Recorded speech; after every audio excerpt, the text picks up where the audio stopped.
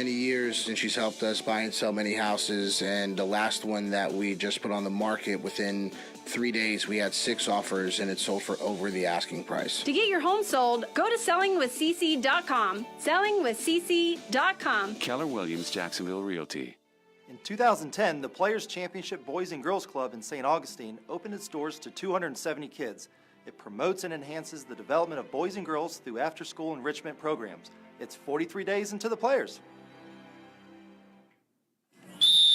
Now, the 10-minute drill. This is a big one. Brought to you by TireOutlet.com. Wholesale prices, premium service. Let's go, let's go, let's go. Hit it. All right, we are back on the Monday Morning Quarterback. DivorceMenOnly.com. Jeff Prosser, Dan Hicken, Beef is in the box. Taylor is making magic happen behind the scenes right now as we speak. Well, look, this is what it's become. It's a clown show. It's a circus. It's the Pro Bowl in Orlando, the home of the Big Top, Ringling Brothers, Disney World and SeaWorld. But the bottom line is we had a game yesterday where Mike Evans, one of the best receivers in the league, had an interception. Yes. And Jalen Ramsey, one of the best cornerbacks in the league, had a touchdown catch. I would venture to say that no one's taken this seriously enough. That's fair. And Jason Garrett, one of the worst coaches in the NFL, had an all-star offense that could only muster 150 yards. Yeah, I didn't think they played defense in the Pro Bowl. What happened there? I don't know. If you took the over, though, you had to lose, right? I don't know what it was. Yeah. But no, I mean, that's the halftime over was more than that. Yeah. This game has been 55-50, Yes. 51-45.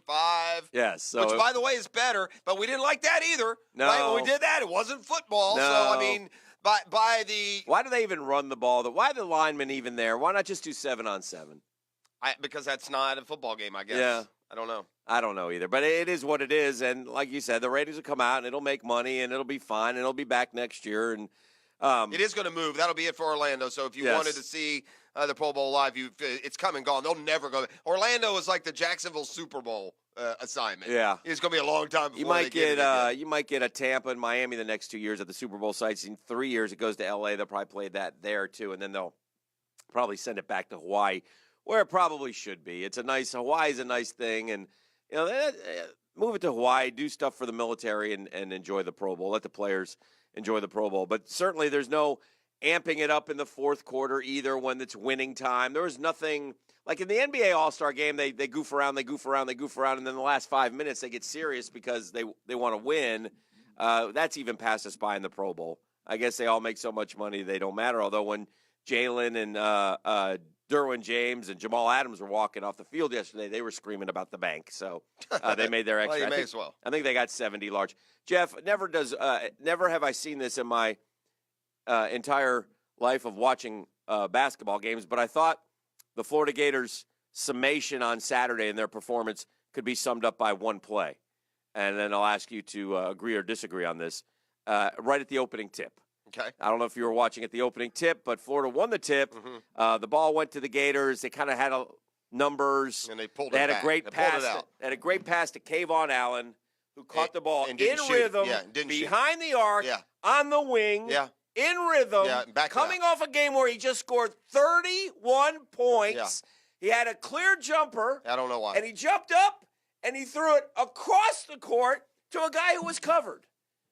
And I just scratched my head and said, this may be a tough day. And then there was a loose ball. They didn't recover it, and they ended up scoring 3 points in the first 10 minutes. It's like 18-3 or something before you could, you could catch your breath. Yeah, well, no, you could catch your breath. We were a good 10 minutes into the half. Right, that's true. But it's not like TCU is an offensive machine. No, now they came back. Yeah, so they kind did, of but that just makes it worse. But I thought that demonstrates where Allen's mind is and the kind of player he is. I don't understand, and I know they've been trying to get him to be less selfish. Now, down the stretch, selfless, yes. He and those guys had about 3 or 4 good looks at threes too. Where if they go in, the game changes. They got a chance to get back in this, win the game, and they couldn't make. They can't shoot. That is my bottom line, and they lost, and they're not going to make the tournament. And it is what it is. But it is a tough. I guess I said this earlier. It's two things. It's the worst shooting Florida Gator basketball team I've ever seen in 30+ years of watching, and they're a tough watch.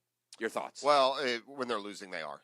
When they're winning, you kind of overlook it all. When they get hot, but it's a young team. They play like a young team. They've got 3 freshmen in the starting lineup. You know that Mike White started looking forward when he made that decision. You don't trot 3 freshmen out there if you're not thinking about the bigger long-term, vision for the program. I think it's the right thing to do. I think you get Nimhard, Johnson, Locke, a lot of playing time, a lot of experience. They're bringing in an unbelievable recruiting class, one of the best in the school's history, and that includes some of those great Billy Donovan classes. They have 2 McDonald's All-Americans for the first time in years. So the help is coming, and I think it's going to be real important for Mike White to follow up this great recruiting year with another one next year, and I'm still a believer in Mike White. He's as frustrated as we are with how his team's playing. And I believe him when he says, look, we're doing this, and this, and then we get in the game, and they do that, and that. So I believe that. Dan, it's been said that fortune favors the bold. Yes, fortune favors the bold. The Jacksonville Jaguars need to identify who the best quarterback is and trade up to number 1 and get him. And I say that because I'm reminded that that's what the now Los Angeles Rams did. They had the 5th, when they drafted Jared Goff number 1, they were scheduled to pick 15th that year. And they, with a keen scouting eye and some guts, dealt away a bunch of picks. And now they're in the Super Bowl because they did that. There's a lot of other buts, but without Goff and his development and moving up and getting him number 1, who knows where they would be. Yeah. So it's time for somebody to do the right thing. Well, listen, if you're implying to me that the Jags should get Dwayne Haskins, I'm with you on this. Yeah. I don't know if there is a whoever, well, there could be. Maybe it's Drew Lock. I don't know. Maybe Drew Lock. Maybe we bite the bullet on the Missouri toxicity and go for Drew Lock and see what can happen there. Maybe he's the second best player, but still, if you read between the tea leaves at this point in time, and again, it's only January, Jeff Prosser, I would think the Jags are a better bet. And if they're hedging their bets, they know they got to get a veteran quarterback, and I think that veteran quarterback that they'll try to get will be Nick Foles, perhaps Joe Flacco. So I think and then see what happens in the draft. But you can sit there and say all you want. You want to trade up to number 1. You got to find. You got to make sure San Francisco's willing to deal, and you got to give that. And San Francisco could ask for an awful lot. That's an awful lot. You're Arizona. The Rams gave up Arizona. Yeah, you mean Arizona. For number 1? The Rams. Arizona the Rams gave up the year they traded up to get Goff. A first, a third, a fourth, and then a first and third the next year. Yeah. Give them the next 10 years 3rd round pick. I don't give a damn. Get us a quarterback. Yeah. I would agree. Yeah. I would agree with that 100%. All right, breaking this morning, Anthony Davis is not going to sign a contract extension and wants a trade, according to the Woj bomber. Listen, I could sit there and say, here we go. We know he's going to the Lakers. The marquee teams get the marquee players. But the best team in basketball, the Golden State Warriors. So if you get the right combination, the right chemistry, any team can do it. You just got to figure out how to do it. The Pelicans, unfortunately, had a nice window with Anthony Davis and tried but failed, and now he wants out. Your thoughts? I don't – listen, I'm not big on players forcing their way out, but Anthony Davis has been more than patient with this group of goons. I mean, you could argue that New Orleans is probably as poorly run a franchise as any. I don't know how they don't get any better. You have one of the best 3 basketball players in the world on a game that you only put 5 of your guys on the floor at once, and they just continue to be like an 8 seed at best. So I hope, beyond hope, that they deal him to the Lakers because – you throw Anthony Davis on the Lakers with LeBron right now, and suddenly my bold prediction of foe for the Warriors is going to be tested even a little bit further. I also saw Chris Paul came back for the Rockets yesterday. What would you take? It didn't hurt Harden's. What would you take from the Lakers if you're the Pelicans? See, here's the thing you have to remember. Because you never trade – when you trade away a superstar – you're losing him at the end of the year, Dan. You're screwed. You're losing him at the end of the year. No. You're more screwed when you leave. Is it the end of next year? Is it the end of this year or the end of next year? I think he had like an option year next year. Yeah. Well, player option or I think he's with the team for another year and a half is what I think. Well, but I may be wrong. They'd be well suited to trade him. You get as much. Look, you never win that trade in basketball, right? Because if you trade him to the Lakers and you get the 20th pick, it's not going to mean anything. Yeah. So what do you want for him? I want as much as you can give me, as many draft picks Davis I can get. under contract through the next 2 seasons. Yeah. This one and next year? Yes. Yeah. Next year and the following year. Oh, well, then I don't know. Then if I'm New Orleans, maybe I talk. talk to him. I will say this, though. I'm a little disconnected from Anthony Davis. I think there's some of this is on Anthony Davis why they don't win. Yeah. Hey, Anthony Davis, you're like this unbelievable freak. Look what Figure it out. There's other guys by themselves, LeBron and James Harden. There are others that are carrying teams. Why aren't you? Right. That's the question that now, I would. the last year's a player option, so 2020 is a player option, and he's eligible for one of those Supermax extensions this summer. Yeah. But he's with the team. So he's with the team this year and all of next year. And then he's out. Okay. All right. Last item here. Mm-hmm. I don't know if there is a more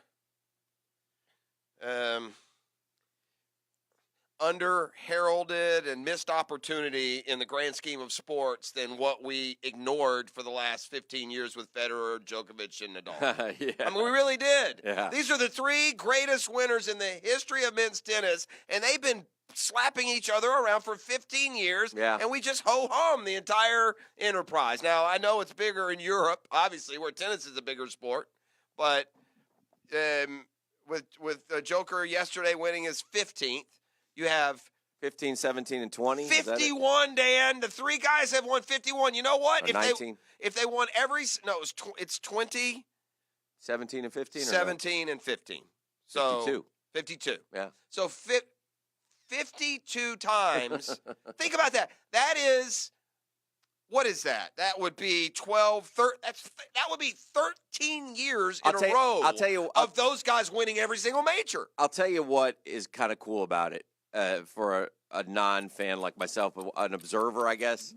And by the way, you said wake up Sunday, and I woke up Sunday and I put it on and it was over. So you screwed me on that. Well, you got to tape it. I said you tape it and you wake up and you I watch thought you said you could catch the end of it if you woke up Sunday morning, but it was over so fast that there was no reason. It started at 3:30, so yeah. I mean, I get up a little earlier than you. Probably. Yeah, straight sets for the Joker. But I've kind of, you know how you always latch onto one of those guys? I kind of bounce around. Like I kind of like Fed winning for a while, and then I really was never a Rafa guy, and then I kind of liked Djokovic, and I kind of felt bad for Rafa when he was injured, so I was happy to see him come back. And then there was a funny moment with an Italian reporter. Did you see that? Yeah, the way you talk, talk. And Djokovic had some fun with him. That was kind of cool. So by fun, he mimicked his accent and how he talked. Went Italian, full-out Italian. But Djokovic, by the way, has won 3 straight Grand Slams, so he'll be going for the Joker Slam at the French. Which he's done already, you know that. He's held all four at one time already in his career. So it'll be the second time that he's done it. The amazing thing is that Djokovic may end up, he's only 31 and healthy and rejuvenated. He may end up catching Federer and passing Nadal. Who knows? Well, again, if he wins the French, it will be the second time in his career that he's held all 4 at once. Yeah. He's the most how underrated and underappreciated is that guy? Yeah, he's 3rd all time. Yeah, but he's been in an era where the other 2 all time. Right. And it's funny. And, and it's not completely, Who's on the horizon? Yeah, I don't know. Jack Sock? I don't know if there are any on that. Tennis Sengren? I do think that Nadal, you just kind of feel like you're, getting to the end with Nadal. You should feel like that. Djokovic has won 3 straight. I think you're getting to the end of Feds. Well, Feds. I mean, I thought we were at the end of Feds. And Feds, look, we're overplaying Feds. Feds is he's like a semifinalist level player now. I mean, he captures it every now and then, but Feds has won like 1 of the last 30. Yeah. Right? I mean, Fed hadn't been knocking home majors. He finally won another, was it Wimbledon he won a couple of years ago? That was Feds. Feds came through a couple times. Feds won the U.S. Open What in year? 17. Okay. The Aussie in 18. Okay, so he has won a Aussie couple. in 17. Okay. So that's where he came back and won 3. All right. Yeah. He added 3. He was stuck on 17. Fed's got to check that after he had the kids. Yeah, Feds went from 12. He didn't win in 13, 14, 15, 16, and then he came back out of nowhere in 17 and 18. So, anyway. That's what it was.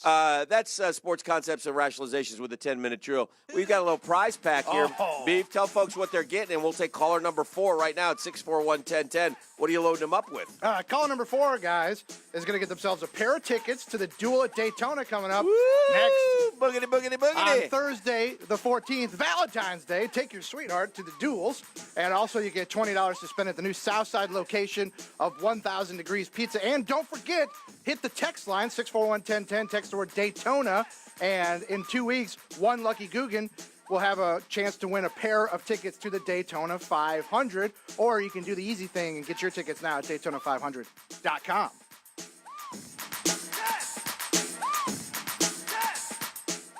The Drill on 1010XL. From the studios of Republic Services, we'll handle it from here. Jacksonville.